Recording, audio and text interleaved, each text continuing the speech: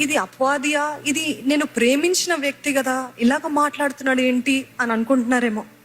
ఆ ప్రేమించిన వ్యక్తి వెనకాల ఉన్నాడు ఒక అతను. ఎవరది? అపవాది. అందుకనే మనము పోరాడేది, మీరు పోరాడుతున్నారు మనిషితో. ఈయనకి ఏమైంది సడన్ గా? ఈయన ప్రేమ ఏమైపోయింది? ఈయన ఎలాగ బూతులు మాట్లాడి ఈయన నన్ను ఎందుకు అంత టార్చర్ చేస్తున్నాడు, హరాస్ చేస్తున్నాడు అన్న పరిస్థితిలో ఉన్నట్లయితే అది ఆ మనిషి కాదు, కానీ అతనిలో పని చేస్తున్న దురాత్మ, అపవాది సంబంధి. కాబట్టి మనం అది గుర్తించాలండి. ఈరోజు లోకానికి ఇట్లా తేటగా కనపడడు, దాక్కొని పని చేస్తూ ఉంటాడు. He comes in the most unusual and unexpected ways. ఎలాగా?